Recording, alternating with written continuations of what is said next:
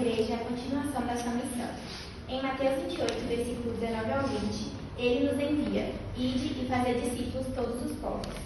E em Marcos 16, versículo 15, reforça: anunciai a boa nova a toda criatura.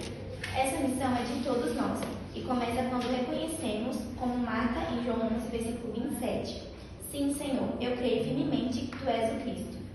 A fé verdadeira nos move. Não conseguimos silenciar o que vimos e ouvimos, como dizem os apóstolos em Atos 4, versículo 20.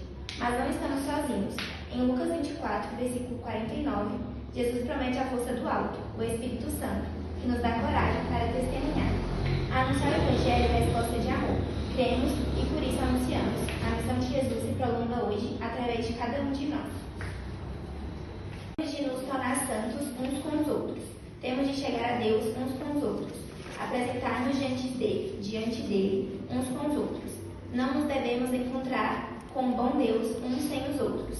Que diria ele se regressássemos uns sem os outros? Qual é a missão da igreja? A missão da igreja é permitir que em todos os povos brote e cresça o reino de Deus, que Jesus já inaugurou. Aonde Jesus foi, o céu tocou a terra, despontou o reino de Deus, um reino de paz e de justiça. A igreja serve este reino de Deus. Ela não é um fim em si mesma. Ela tem que continuar o que Jesus começou. Ela deve proceder como Jesus procederia. Ela transmite as palavras de Jesus e prossegue a celebração dos sinais sagrados de Jesus, que são os sacramentos. Portanto, a igreja, com toda a sua fraqueza, é um pedaço do céu sobre a terra. A missão de Jesus continua viva na igreja e nós participamos dela quando anunciamos com coragem. Em Marcos 16, 15, Jesus nos envia a pregar o Evangelho a todos. E em Atos dos Apóstolos 4, 20, os apóstolos mostram que não podem se calar sobre o que viram e ouviram. Isso revela a sabedoria divina que nos dá coragem para testemunhar mesmo diante de dificuldades. A verdadeira sabedoria é viver e anunciar o Evangelho com amor, humildade e firmeza como Cristo fez.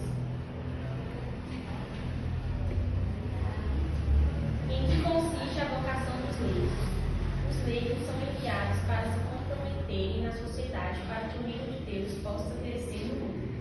Um leigo não é um cristão de segunda classe, porque ele participa do ministério sacerdotal de Cristo.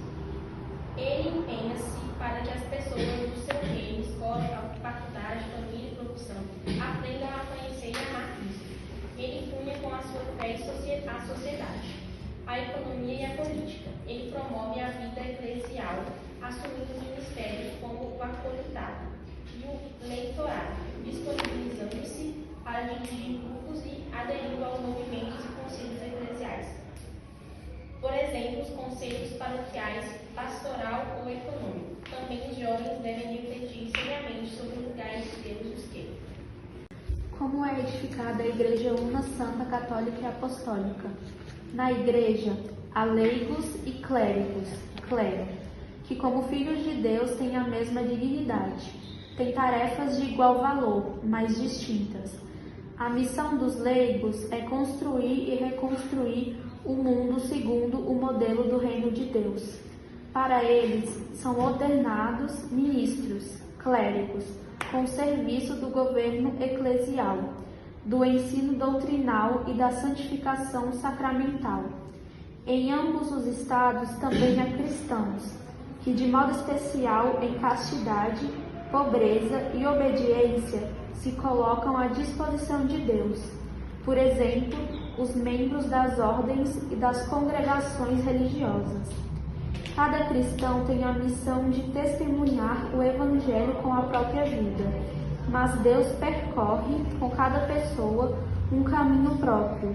A uns envia como leigos, para construírem o reino de Deus no meio do mundo, numa família e com uma profissão. Para isso, concede-lhes no batismo e na confirmação todos os dons do Espírito Santo necessários. A outros encarrega com o ministério pastoral, para guiar, ensinar e santificar o seu povo. Ninguém pode reclamar a si esta missão, pois é o próprio Senhor que os envia e dá, mediante o sacramento da ordem e sua força divina para o caminho, para no lugar de Cristo atuar e celebrar os sacramentos. Entendeu?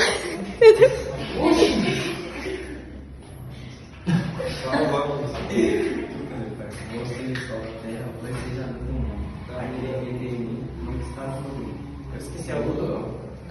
Um pouco.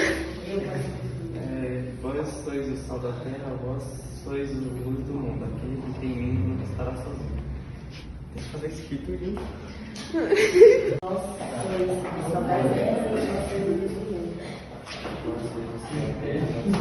Eu, Pai, somos dois.